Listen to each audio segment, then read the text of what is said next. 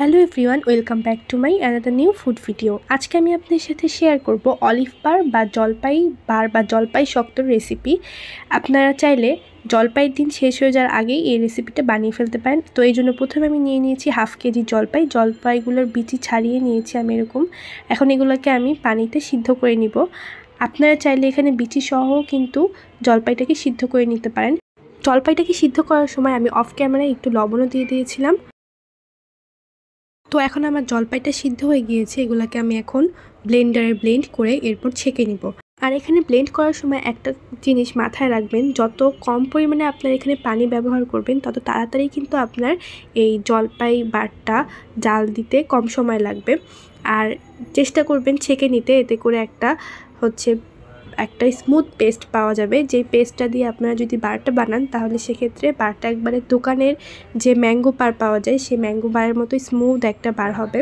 এটা তার ম্যাঙ্গো বার না, জলপাই বার হবে আর কি। তো এরপর আমি কড়াইয়ে প্রায় 1/4 কাপ সরিষার তেল দিয়ে দিয়েছি। তেলটা যখন গরম হয়ে এসেছে তখন আমি সেই যে আমাদের রেডি করে নেওয়া জলপাইয়ের পেস্টটাকে দিয়ে আমি এই তেলের সাথে পেস্টটাকে 2-3 মিনিট যাবত ভালোভাবে মিশিয়ে নিয়েছি। আর এই কাজটা করার সময় অবশ্যই চুলার আঁচটা মিডিয়াম রাখতে হবে। মিডিয়াম না রাখলে এতে করে কিন্তু কড়াইয়ের লেগে যাওয়ার সম্ভাবনা থাকবে এই পেস্টটা, আর পুড়ে যাওয়ার সম্ভাবনা থাকবে একটা। তো এই জন্য মিডিয়াম রাখতে হবে এই পর্যায়ে। আর এরপর 2-3 মিনিট ভালোভাবে মিশিয়ে নেওয়ার পর এখানে দিয়ে দিতে হবে চিনি। আমি এখানে হাফ কাপ চিনি ব্যবহার করেছি, আপনারা আপনাদের মুখের টেস্ট অনুযায়ী কম বেশি ব্যবহার করবেন। আর আমি চাচ্ছি একটুটা টক হবে, এই জন্য আমি অল্প চিনি দিয়েছি। আপনারা যদি মিষ্টি বানান এক্ষেত্রে 1 কাপের মতো চিনি এখানে ব্যবহার করতে পারেন।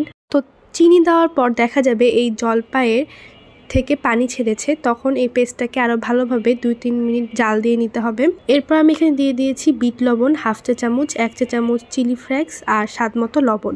আমি যেহেতু টক ঝাল মিষ্টি অলিভ বার বানাচ্ছি তাই আমি এখানে বিট লবণ, চিলি ফ্লেক্স এগুলো ব্যবহার করলাম।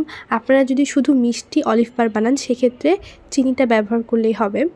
তো এগুলো দেওয়ার পর আমি এখন এটাকে আরও 3 থেকে 4 মিনিট জাল দিয়ে নিয়েছি। জাল দেওয়ার এক পর্যায়ে দেখা যাবে এরকম পানিটা সম্পূর্ণ ছেড়ে দিয়েছে, তখন বুঝতে হবে এটা পুরোপুরি রেডি হয়ে গিয়েছে। এখন আমি এটাকে সেট করব। তো আমি এখানে একটা স্টিলের প্লেটে এটাকে সেট করার জন্য প্রথমে সরিষার তেল দিয়ে মেখে নিয়েছি। এখন আমি এটাকে সেট করছি। আমার এই পুরো অলিভ বারটা বানাতে সময় লেগেছে টোটাল 20 মিনিটের মতো। এরপর সেট করতে তো 1-2 মিনিট সময় লেগেছে।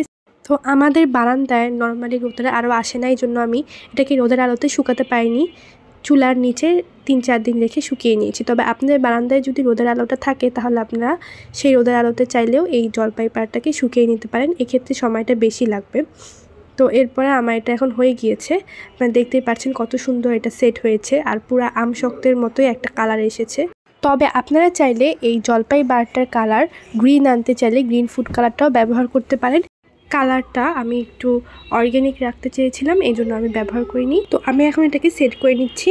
এই অলিভ বার বা জলপাই বারের টেস্টটা কিন্তু আমশক্ত বা ম্যাঙ্গো বারের চেয়ে কোনো অংশে কম না। আপনারা বাসায় এটা বানালে একবার বুঝতে পারবেন।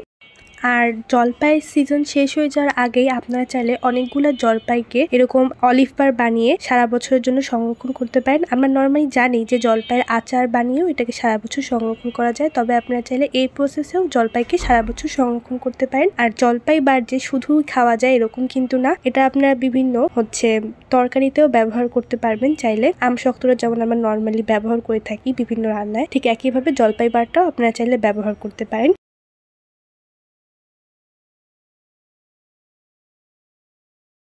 So make this food and enjoy with your family. Bye.